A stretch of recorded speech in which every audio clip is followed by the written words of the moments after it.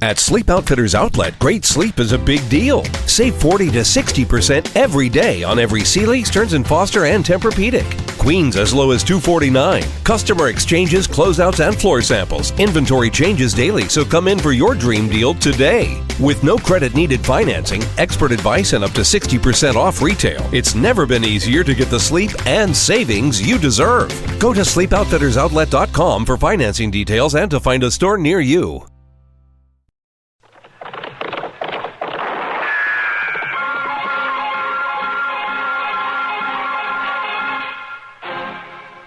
Dodge City and in the territory on West, there's just one way to handle the killers and the spoilers, and that's with a U.S. Marshal and the smell of Gunsmoke.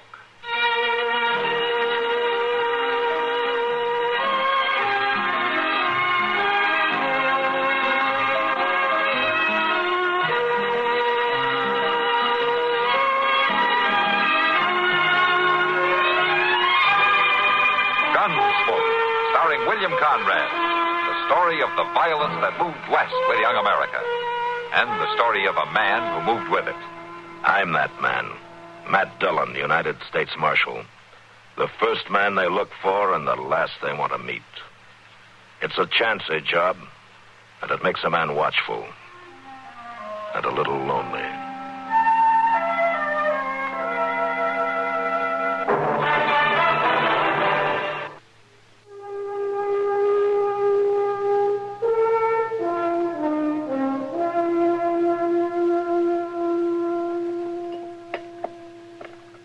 More coffee, Doc? Oh, no thanks, Kitty. You mind if I have some? No, not if you can stand it. I can. Another game of checkers? Oh, I'll be crowning kings in my sleep as it is. Why don't we just call it a night, huh? Yeah, might as well, I guess. Doesn't look like Matt and Chester will be back tonight anyways. No use waiting up. You worried about him, Doc? What do you mean, worried? About them? Yeah, of course not. I didn't really expect them before tomorrow anyway. Or even the day after. Well, it's a long ride to Hayes City. And if they had to stay over to testify or I something... guess they can take care of themselves. Yeah. But there has been some Indian trouble up that way again. Huh? Yeah. I heard a patrol went out from Fort Dodge last week to ransom that Mary Tabor who got captured by the Arapahoes. Well, anyway, it's not Indians I'm worried about. It's those Hayes City females. Oh, yes. I heard about them myself. You think that's what's holding them up? It had better not be. Yeah. Oh, here we are worrying about them, and they're probably enjoying themselves in some honky-tonk saloon. Girls and liquor, singing and dancing, and... Oh, yeah. Oh, my. Won't say they're having fun, all right.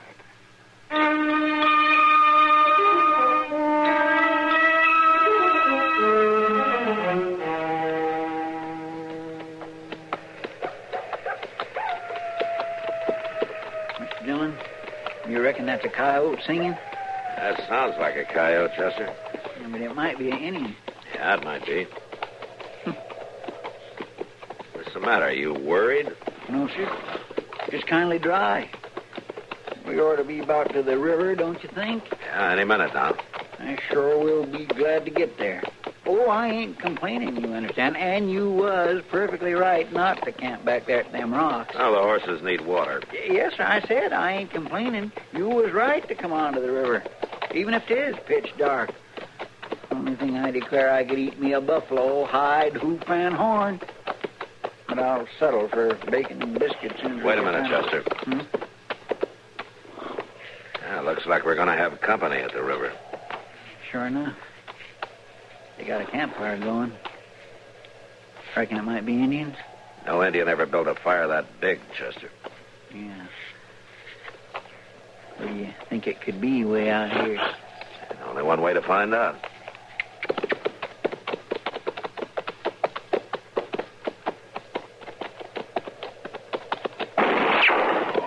Hey in there, hold your fire!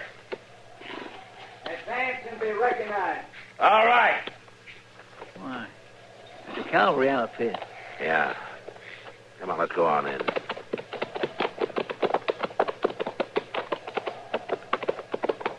They got guards posted out. Must be expecting trouble. Ain't very many of them. Must be transport crew. Look, they got a wagon over there. Oh, Mr. Dillon, look. What? Ain't that a lady over there by that wagon? Well, if it isn't, the cavalry's got a new uniform. Marshal Dillon, Chester. Sergeant Cromwell. Hello, Sergeant. Howdy. Sorry about that shot, Marshal. As long as you didn't hit us.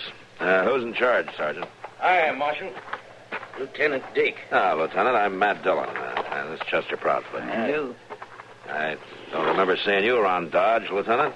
I only been at the fort about a month, Marshal. I see. Yeah, we've got to know the sergeant here pretty well. He's been our boarder, you might say, a few times. I sure can't recommend accommodations, though. Oh, now there. What's that cooking? Oh, buffalo steaks. You hungry? Well, now. We got our own food, Sergeant. Yeah. Well, there's plenty for everybody, isn't there, Lieutenant? Yeah. Yes, of course. Join us, Marshal. Glad to have you. I'll just go tend the horses, Mr. Dillon. All right, Chester. You're a long way from Dodge, aren't you, Marshal? Yeah, we delivered a prisoner to Hayes City, and we're on our way back. I don't have to ask you why you're out here. That's Mary Tabor over there, isn't it? So you know the story. Yeah, I heard a detachment had gone out to ransom her from the Arapahoes. Yeah. We had that wagon loaded with trade goods to buy her back. Guns and ammunition included. No? They took it, of course. You got the girl. Only because I insisted the exchange be simultaneous. They brought the girl, we rode away and left the goods. Otherwise, we'd all been dead. Oh, why? Why, they'd have turned on us the minute they got their hands on them guns, Marshal. Well, I've always heard the Arapaho deal fairly. I wouldn't trust any Indian. Or anybody else, huh? What do you mean? That shot you had thrown at us. Just ordinary riders, coming in with enough noise for a regiment. It was only a warning. We got reason to be cautious, Marshal. Those Arapaho you trust so much have been following us ever since we made the exchange. How do you know? We've seen sign. Even caught a glimpse of a scout on the horizon a couple of times. They're out there all right, just waiting a chance to take her back. Why would they wait until you're only a day's ride out of Fort Dodge? Why wouldn't they jump you right there in their own country when they had the advantage? You're only a small detachment. Small is right. 8 men, that's all they'd allow me. Uh-huh. That makes you nervous, doesn't it? Marshal, I know there's somebody out there in the dark right now. Have you scouted since making camp? Certainly. Do you mind if I go out and take a look around? I got guards mounted. I'll handle them. Suit yourself, Marshal. Thank you. You're new out here, aren't you, Lieutenant Dake? I've been commissioned over 2 years. This is your first tour on the plains, though, huh? What are you insinuating, Marshal? Nothing, Lieutenant. Nothing. But it's always better to know what you're facing. Sometimes you find you have nothing to be afraid of. You mind if I take Sergeant Cromwell with me? Go ahead. Thank you.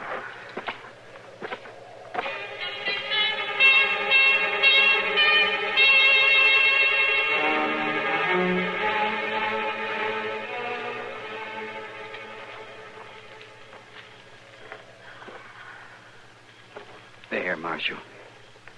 Yeah. He brought his horse down the water. Well, I'd say that he stopped at that clump of willows over there. Probably. But only one Indian. You know, come to think of it, it's always only one. We've seen sign for 3 days, but always only one rider at a time. Today I got a close look. It's an Arapaho. Now, what do you think that means? Maybe that there is only one, Sergeant. Well, then, what's he doing here? I don't know. But somebody might. Who? Mary Tabor.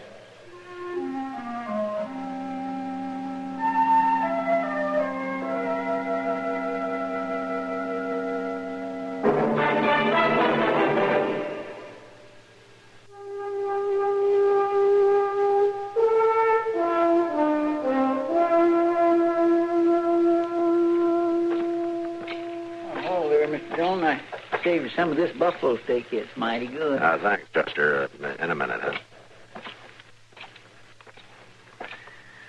Well, Marshal? You were right, Lieutenant. At least there's one Arapaho out there. A scout, of course. Maybe. Anyway, I don't think one man will try to attack 8, now 10 of us. Nevertheless, I'll keep my guards posted. Sure. Lieutenant, I'd like to talk to Mary Tabor, if you don't mind. Yeah, go ahead, if she'll talk to you. She won't to any of us. Of course, I suppose she's been through a lot. Go ahead, try. Thanks.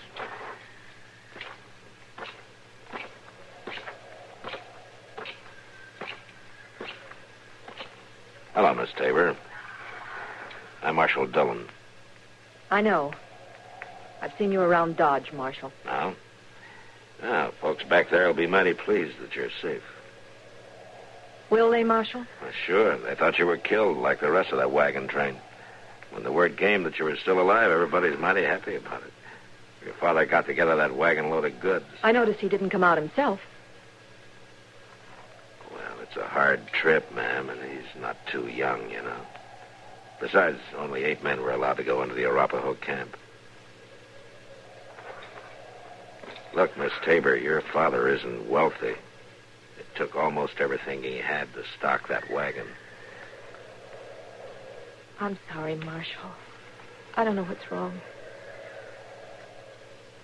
They'll all be glad to have you back, Mary. I didn't know. I was afraid maybe they'd think... You know what they'd think. How most women are treated. It wasn't like that with me. It wouldn't matter if folks understand how it is. Do they, Marshal? They say so. But I've seen how they look at women who've come back. I did it myself, and I know what I was thinking. But it wasn't like that with me. I swear he didn't touch me. He? 2 eagles. The Arapaho brave who bought me. Bought you? But you were captured by the Arapaho, weren't you? No. It was Cheyenne attacked the train. Killed everybody but me and 2 little boys. We rode all night, and then we came to the Arapaho village. And they sold me there. I guess they sold me because I was so much trouble and so worn out. They took the little boys with them to raise as warriors, I guess. And this Arapaho, 2 eagles, bought you.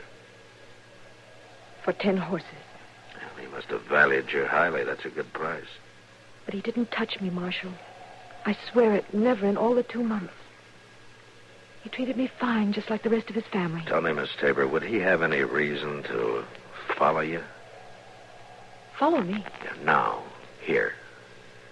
Well, you think he's the one they've been seeing? I don't know. I'm only asking if there might be a reason for him to do it. I don't think so, Marshal. I don't think so. Well, thanks, ma'am. And don't worry about the folks in Dodge or your father. He's going to be mighty glad to see you. Thanks, Marshal. Sure. Marshal? Yes, ma'am? That Indian out there, they won't hurt him. No, ma'am, not if they don't see him.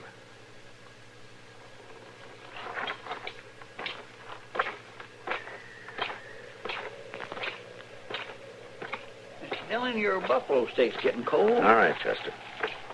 Sergeant Cromwell says you found sign. Mm-hmm. Oh, well. One Indian can't make too much trouble, can he? Well, that depends on the Indian, Chester. And why he's here.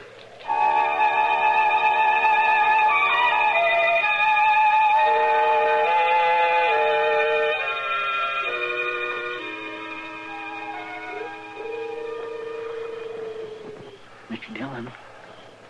Wake up, Mr. Dillon. What? What? Something funny's going on. You hear that? Well, it sounds like a dove. But it's still dark. I'm just breaking dawn. Only ones to notice it, though, is me and her. Her? You mean Mary Tabor? She's only pretending to sleep. Every time that cussed bird calls, she lifts her head and looks out. Look, see there? Yeah, and I see why, Chester. Look over the edge of that brush there. But that's an Indian. Be quiet. But Mr. Dillon... Just wait and watch. Yeah, she sees him. Well, sure she does. He's right there plain as day. That fool guard must be sound asleep. Shouldn't we ought to have... Well, where'd that Indian go to? He's gone again. Disappeared. Be quiet, Chester. Just look at Mary Tabor. She's out of her blankets. Crawling away. Mr. Dillon, that girl's sneaking away out into the brush. She's going to that Indian. She's running away. Yeah, it looks like it. Well, we can't just lay here. If we tell them, Chester, they'll be shooting and somebody will get hurt, maybe the girl. I'm going to follow her. Then you follow me, maybe 20 or 30 paces, huh? But be quiet. Don't worry. That guard's liable to start throwing lead at any sound he hears out there. All right. Let's go.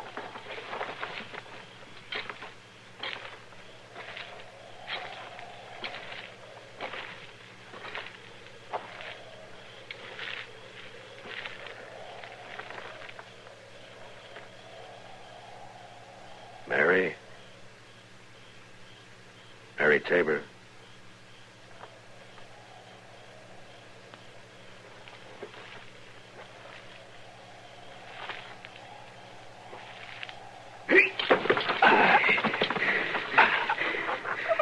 White men move.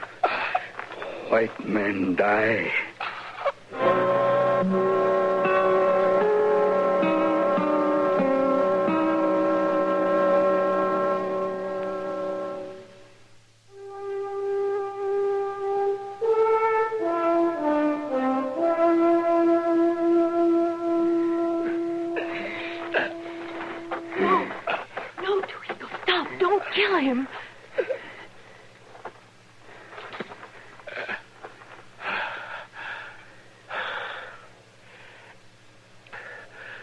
Thanks, Mary.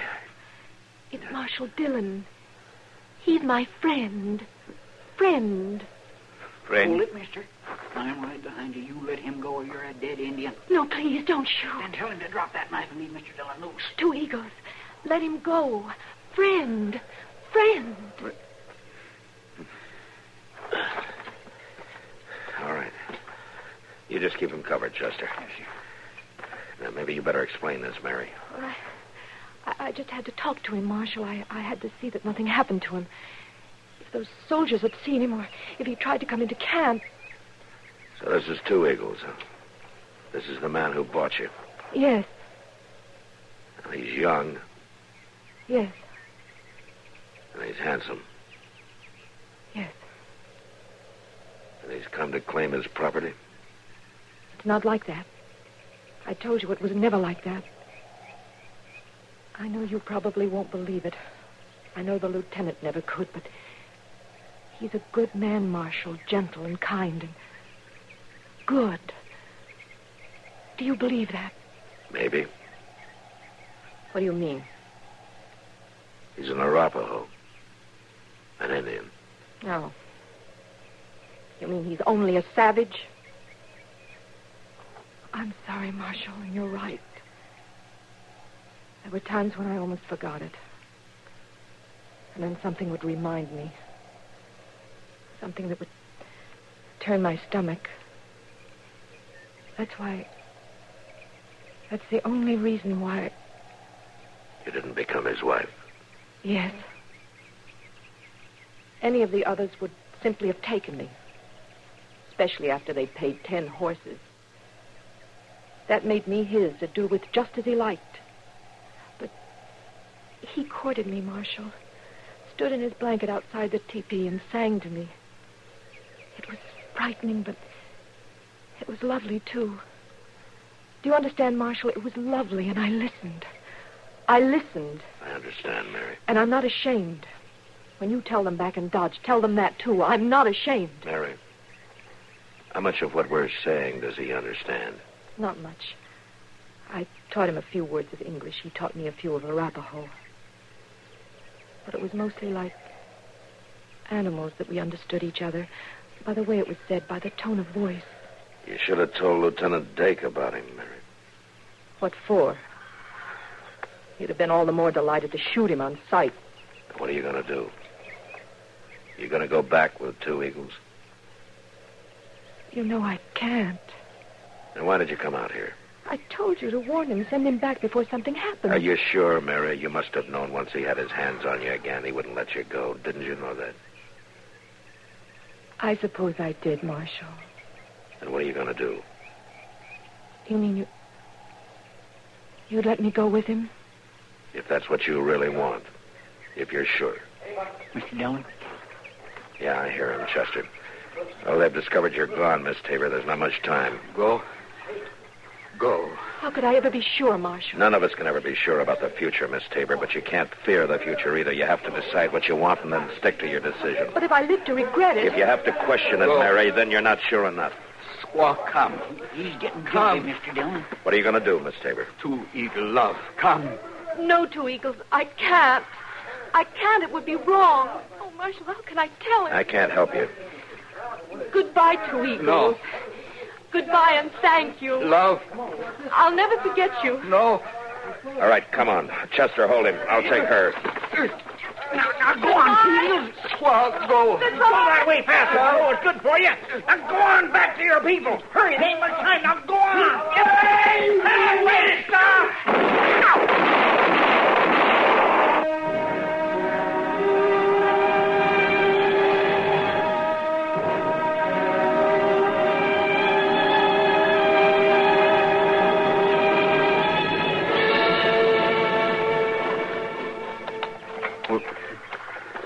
Ran right at us, man. I don't know what he thought he could do against 8 men, though. Almost like he wanted to die. I understand, Sergeant. He must have been crazy to follow you all this way. But you never know about Indians. Don't you worry, miss. There's nothing more to fear. Your ordeal is over. We'll be in Dodge by nightfall. Thank you, Lieutenant. Here, let me help you on the wagon.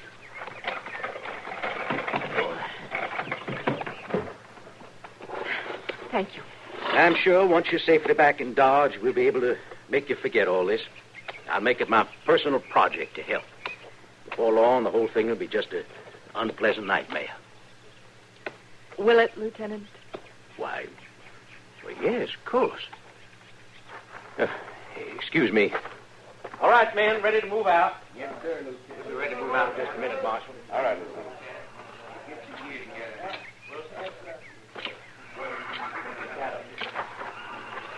Will, Marshal? We buried him up on the hill overlooking the river, Mary. I brought this little medicine bag. I thought you might like it for a memento.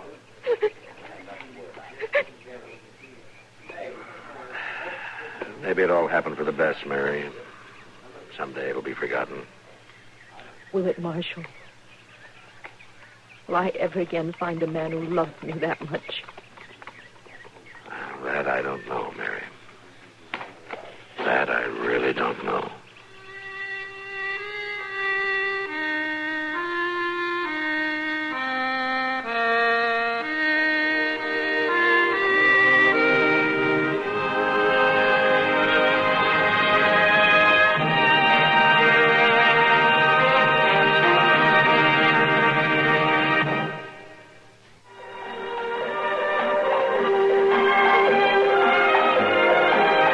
Gunsmoke. Produced and directed by Norman Macdonnell, stars William Conrad as Matt Dillon, U.S. Marshal.